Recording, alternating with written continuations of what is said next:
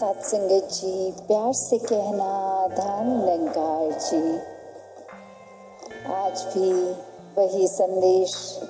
और ये इंसान को, इस मानव को चेतन भक्तों ने हर समय की तरह वही इशारा करते हुए कि जीते जी इस जीवन को संवार लिया जाए, इस सच्चाई को जानकर फिर हर पल इसी में गुजरान किया जाए। और कैसे ये कुछ भी एक अगर हमारी उस समय में जो भी हम कर रहे हो उस पल में, तो वही बात जैसे लिविंग इन द मोमेंट की बात होती है, तो ये भक्ति भी फिर किसी समय भी जो भी कर रहे हैं वो ही अगर चीज़ में हम ये ध्यान डालते हैं इस निरंकार के एहसास द्वारा, तो वो कार्य भी भक्ति बन जाता है। कैसे एक जो आज भी प्रेरणा में सुना कि ये पहले विषय इस परमात्मा को जानने का है, और जब ये ब्रह्म ज्ञान द्वारा जान लेते हैं, ये विश्वास आ जाता है और ये मान लेते हैं, तो ये एक ही सच, एक ही परमात्मा जिसको देख भी लिया और इसमें यकीन भी हो गया, ये एक भाव और उसके बाद फिर स्वाभाविक ही हो जाता है एक हो जाना। ये एकमिक अवस्था इस परमात्मा के साथ, इस परमात्मा की बनाई हर चीज़ के साथ। तो कैसे एक कहानी भी दासी के ध्यान में आ रही है, जहाँ एक इंसान होता है, वो बहुत ही श्रद्धा से किसी गुरु के पास जाते हैं और वहाँ वो ये बात कहते हैं कि एक बहुत समय से आ तो रहे हैं, आपके प्रवचन भी श्रवण कर रहे हैं, पर ये जीवन नहीं बदल पा रहे। एक जो आप बात करते हैं मध्य मार्ग की कि ये बैलेंस्ड लाइफ वो हो नहीं पा रहा, क्योंकि जब हर दिन के किसी भी कार्य को करते हैं तो ध्यान उसमें चला जाता है, तो ये परमात्मा की सोच ही नहीं आती इस दिल को, इस दिमाग को। और जब परमात्मा के प्रति एक ध्यान लगा लेते हैं तो इस संसार की चीज़ों से ही अपना एक नाता तोड़ने का दिल करता है। फिर दिल करता है कि बस एकांत में ही रहें, कोई हमसे बात ना करे, हम किसी से बात ना कहें, एक अपने सारे कर्तव्यों को भी भूल जाएं, बस यही करते रहें। तो आप तो समझाते हैं कि कैसे ये बैलेंस रखना है कि दुनिया में जीना भी है, समाज परिवार की सेवा भी करनी है और हर पल में परमात्मा को भी याद रखना है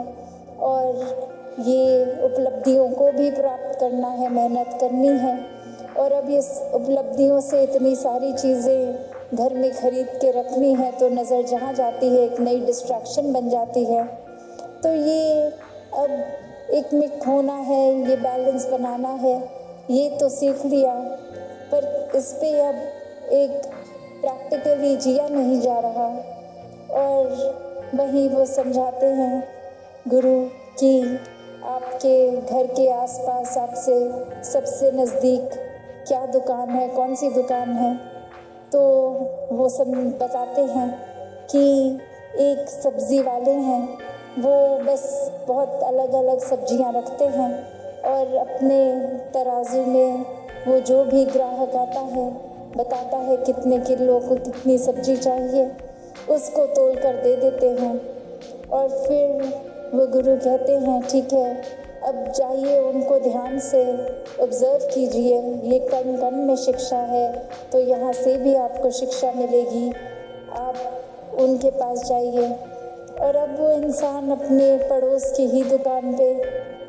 पूरा दिन बैठता है, देखता है कि हो तो वही रहा है जो मुझे पहले से ही पता था कि ग्राहक आया, अपना सामान ले गया और ये दुकानदार ऐसे ही तोल कर दे रहा है। और जब वो दुकान का समय हो गया और वो रात्रि घर आने का उस दुकानदार का, वहाँ पे रुक के वो एक बात पूछने की कोशिश कि मेरे गुरु ने कहा है, ये शिक्षा मुझे आपसे मिलेगी कि मैं कैसे बैलेंस लाइफस्टाइल में रहूं। तो ये आपकी क्रिया, इससे आप कैसे कर रहे हैं, इसके बारे में कुछ रोशनी डालें। ये देखने में तो बहुत सिंपल काम है। तो वो इंसान समझाता है, वो दुकानदार समझाता है कि ये कार्य तो बस यही है कि जितने किलो का एक वज़न मैंने एक तराजू में डाला, उतने किलो की ही वो सब्ज़ी उसी दूसरे तराजू की दूसरी ओर ही रख दी। तो उससे ये बैलेंस बन जाता है, तो पता चल जाता है। और इसी से मुझे पता है कि अगर मैं 2 किलो सब्ज़ी बेच रहा हूँ तो वो अंदाजे से नहीं है, तो मैं किसी ग्राहक को एक चीट करके उससे 4 किलो सब्ज़ी का पैसा नहीं ले पाता। वो एक बहुत ही संतुलन बना रहता है, बहुत ट्रांसपेरेंट काम होता है। ग्राहक भी देखता है ये एक ईमानदारी से ही पैसे कमा रहा हूँ। और अब ये बात और जो हो सकता है उस इंसान को सबकॉन्शियसली तो पता भी थी, पर ये गुरु ने भेजा था तो इतनी बारीकियों से अब समझ आया। और फिर वहीं उपस्थित होके वो अपनी बात यही रखते हैं कि अब ये प्रैक्टिकल लाइफ में ये तो देख लिया कि कैसे एक वो गुण भी अंदर आ गया कि ये धोखाधड़ी ये नहीं करनी है, और साथ ही ये बैलेंस की भी वो बात दुकानदार कर गया। तो यहाँ ये तो पता चल गया कि ये बैलेंस तो ज़रूरी है, और अब बस ये इम्प्लीमेंट कैसे करूँ। तो आगे से वो गुरु यही समझाते हैं कि कैसे वो दुकानदार चाहे एक क्रिया रूप में, एक पूरे दिन में एक कुछ भी, कैसे भी ग्राहक आ रहे होंगे, कोई बहुत ही जल्दी में होंगे, कोई तो ऐसे भी होंगे कि इतने धीरे धीरे एक बात कर रहे हैं, सोच रहे हैं सब्जी क्या लें, और उनके पीछे और क्यू लग रही होगी, एक लाइन लग रही होगी ग्राहकों की, और इससे देखकर कि इतनी देर लग रही है, कुछ ग्राहक वो लाइन छोड़ के किसी और सब्जी वाले पे भी जा रहे होंगे कि हमें जल्दी चाहिए, और ये दुकानदार तो इतनी देर लगा रहा है। और किस तरह से कोई बहुत ही खुशी के अवसर के लिए बहुत सारी सब्जियां लेके जाएगा, और कोई तो आकर कुछ पत्ते ही लेके चला जाएगा, कोई बहुत ही जल्दी में आएगा, एक हपचड़ी भी मचाएगा, और कोई बहुत ही एक सहज भाव में आके आराम आराम से कर लेगा। तो वो दुकानदार ये सब देख रहा है, कितने रंग देख रहा है ग्राहक के भी, पर वो तो वही कार्य सहजता में करता जा रहा है कि जिसने अपनी रिक्वायरमेंट बोली उसको उतना उतना तोल कर देकर उससे पैसे ले लिए। तो बात वही कि ये एक अपने स्वभाव को अपने ग्राहक के स्वभाव जैसा पल पल में नहीं बदल रहा, ये बहुत ही स्थिर होने की निशानी। और जो व्यक्ति इस परमात्मा को जीवन में धारण कर लेता है इस ब्रह्म ज्ञान से, तो फिर कोई भी उथल पुथल हो, कोई इरिटेशन नहीं आती, कोई भारी चीज़ या कोई इंसान हमारे साथ कैसा है, उस चीज़ पे हमारा उस तरह से बिहेव करना डिपेंड नहीं करता। कि कोई अगर जल्दी में आया तो दुकानदार ने भी उतनी ही जल्दी से नहीं दिया, उसने अपना पूरा प्रोसेस को फॉलो किया, और देर उसने उतनी ही लगाई जितनी वो किसी और ग्राहक के साथ लगाए। और वही बात संसार में रहने के लिए भी कि कैसे एक दुनिया में हम अगर आए हैं तो फिर एक ये जहाँ संसार भी है, और ये बचपन से एक स्कूल में भी बच्चे को क्यों डालते हैं, ताकि शिक्षा ले, कुछ सपने बनाए और सपनों को फिर साकार करे, एक अपने पैशन को फॉलो करे, और फिर ये पैशन फॉलो करते करते धन दौलत भी कमाए, और ये फिर उस तरह से कामकाजी होके अपने लिए आरामदायक चीज़ें खरीदें जिससे जीवन थोड़ा सा एक इजी हो जाए। तो ऐसा करना जहाँ जीवन में मुबारक है, बस बात वही आ जाती है कि सिर्फ ध्यान यही करने में है, या ये करते करते पैर पैरेलली हर पल में उतनी प्राथमिकता अपनी स्पिरिचुअल ग्रोथ को भी दे रहे हैं। और यही वो बैलेंस है, ये अपनी मायावी जीवन और ये आध्यात्मिक जीवन का, जहाँ पे वही बात आती है जो अभी मॉडल भी कुछ दिनों पहले इधर प्रदर्शनी में भी देखा कि ये ज्ञान और कर्म रूपी पंख, ये एक पंख अगर हो कि सिर्फ एक कार्य तो कर रहे हैं, एक हम किसी वजह से प्रभु परमात्मा का नाम तो ले रहे हैं, पर परमात्मा वाकई है क्या, ये परमात्मा की प्राप्ति तो नहीं कर रहे हैं। और वहीं दूसरी ओर ये ब्रह्म ज्ञान रूप की पंख की, एक चिड़िया का एक पंख जो कर्म और दूसरी चिड़िया का ज्ञान रूपी कर्म, और अब ये ब्रह्म ज्ञान ले भी लिया है जीवन में, पर उसको जीवन में इम्प्लीमेंट प्रैक्टिकली नहीं किया जा रहा।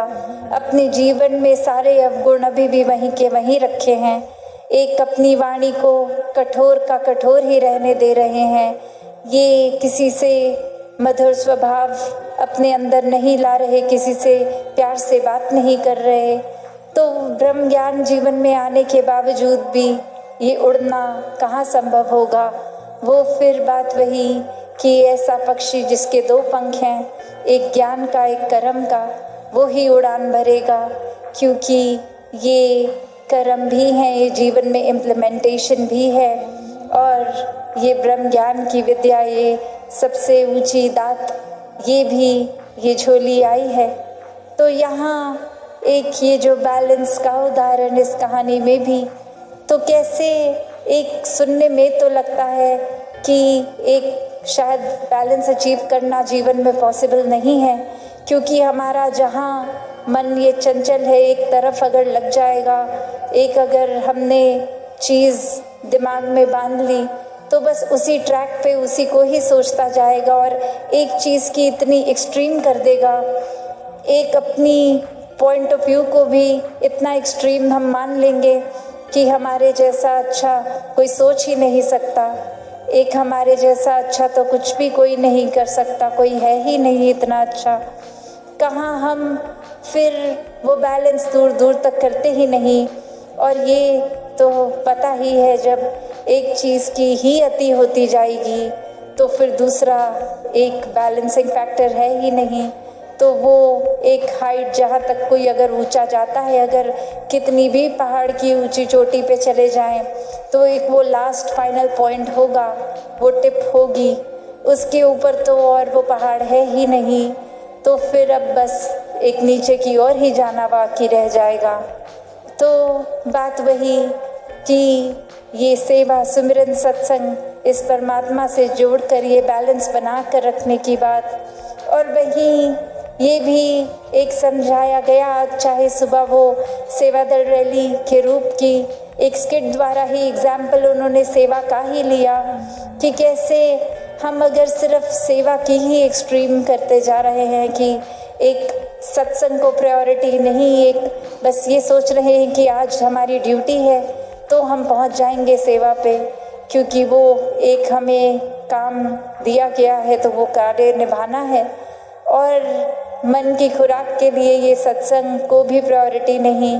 तो वो सेवा भी बस कार्य ही बन जाएगी, क्योंकि वो भाव तो सत्संग से मिलते हैं।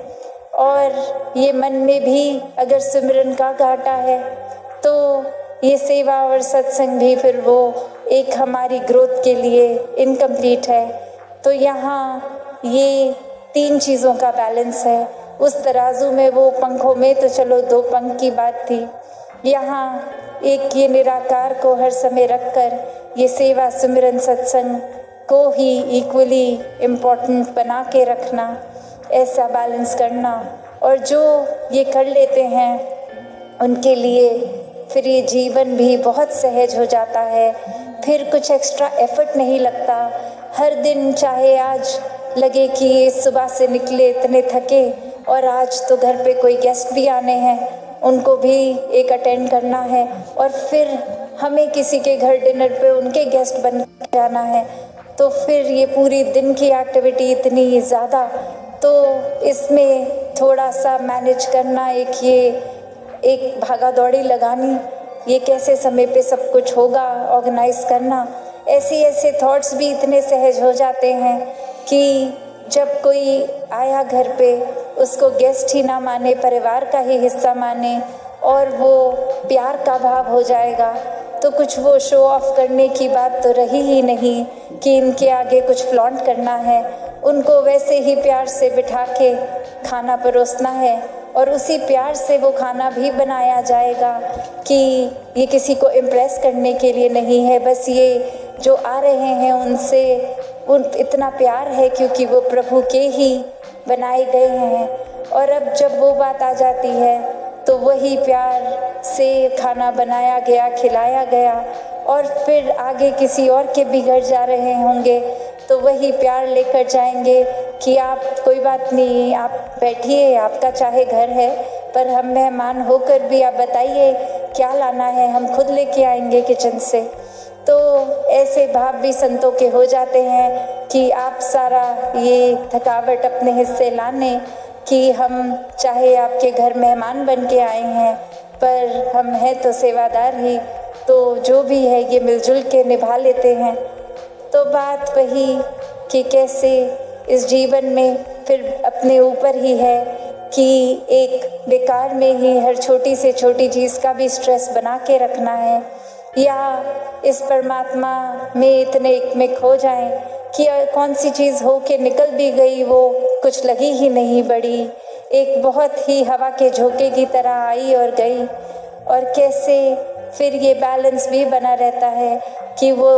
काम भी सारे हो गए, वो प्यार में भक्ति में रहता हुआ मन एक अपने दोस्तों के साथ दोस्ती, समाज के प्रति भी जो कर्तव्य रहे तो कैसे वो भी बहुत बखूबी निभा लिए गए और कुछ एक्स्ट्रा खुद को भी नहीं लगा। एक जैसे एक कोई पूरे दिन अगर कुछ नहीं भी होता करने में तो भी दिल वही महसूस कर रहा था, या फिर कोई दिन जो पूरी तरह से जैम पैक्ड है कि फुर्सत ही नहीं सांस लेने की, उसमें भी ये दिल दिमाग उतने ही रिलैक्स्ड। तो बात वही कि जो वाक्य ही इस परमात्मा के आश्रय रह लेते हैं वो हर पल को इतना हल्का फुल्का बना लेते हैं कि ये पता ही है कि कैसे ये परमात्मा जो कर रहा है इसी के ही एक शुक्राने भाव में रहें तो बहुत ही, चाहे उस समय हमें लगेगा कुछ ठीक है नहीं है पर ये है, चाहे हमारी नज़र नहीं देख पा रही पर ये ठीक ही है, तो वो कोई हिसाब किताब हमारे आंकड़े लगाने का तो काम नहीं, ये बस परमात्मा की एग्जिस्टेंस देखकर विश्वास की बात है। और जो वाक्य ही हर पल का एक अपनी कन्वीनियंस से कि कुछ जीवन में अच्छा हुआ है तो विश्वास करेंगे और नहीं है तो विश्वास नहीं करेंगे। जब ऐसी कन्वीनियंस से ही परमात्मा को जीवन में जगह दी तो फिर तो कोई लाभ नहीं है, फिर तो वो कोई भी और चीज़ के साथ संसारिक कर सकते हैं। और परमात्मा को प्राप्त करके भी जब एक सब कुछ प्राप्त कर लिया तो भी नज़र इतना छोटा, तंगदिली बना ली, नज़रिया इतना छोटा, तो फिर इतनी बड़ी दात का भी क्या ही फ़ायदा रहा। तो बात वही कि ये जो बैलेंस की बात है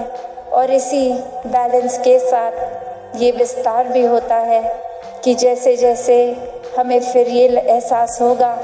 कि परमात्मा को और ज़्यादा अगर हमें पता है अपने अंतर्यामी हम खुद हैं कि वाकई में हमारा ध्यान, हमारा दिल पूरा दिन ज़्यादातर क्या करता है, तो खुद को ही देखकर अपने अंदर वो चेंजेस लाने कि और ज़्यादा कैसे स्पिरिचुअली इंक्लाइन हो सकें, वो उस तरफ अपना विस्तार करें। और कैसे हम अगर कोई कमी कर रहे हैं कि किस तरह एक संसार के लिए कुछ ऐसा अच्छा नहीं कर पा रहे, अपने लिए कुछ ऐसा अच्छा नहीं कर पा रहे, तो वहाँ पे भी एक विस्तार किया जाए, क्योंकि ये श्वास तो उतने ही हैं और उसी में ये एक मटीरियलिस्टिक और स्पिरिचुअल लाइफ को बैलेंस करना है, तो उसी में ही सब कुछ करना है। तो जिन्होंने ये बखूबी कर लिया वो तो अपना जीवन बहुत अच्छे से निभा गए, वरना तो ये कैपेसिटी, ये कैपेबिलिटी इस परमात्मा ने हर एक में दी है, वो हमारा ही कहीं आलस है, चुनाव है, या फिर एक हमारा माइंडसेट को जो हम इतना नारो कर देते हैं, या अपने अहंकार में ही चूर रहते हैं कि कोई भी चीज़ करने की काबिलियत होने के बावजूद नहीं करते, या फिर इस परमात्मा का आसरा ही नहीं लेते। एक माइंडसेट हमने ऐसा बना लिया होता है। तो दातार जहाँ हर किसी को अपने दर्शन इस ब्रह्म ज्ञान द्वारा कराता है, तो अगर हमने ही यहाँ जैसे अभी प्रवचनों में भी सुना कि अगर आँख हमारी बंद है तो हम वो देख ही नहीं पाएंगे जो है, तो बात वही कि ये जीते जी अपने जीवन को भक्तों ने जहाँ खुद भी संवारा है, वहाँ हर एक को संवारने की प्रेरणा दी है। और वो किस तरह संवारा जाए वो भी बताया है कि सिर्फ एक ही तरीका है, परमात्मा से जुड़कर, उसको हर समय देखकर, एक जीवन में सच को स्थापित करके ही ये एक मार्ग वाकई ही एक सच्चाई का मार्ग जो है, इस पे चल पाएंगे, हर एक के बन जाएंगे, हर एक को अपना बना लेंगे। साथ संगत जी, धन्यवाद जी।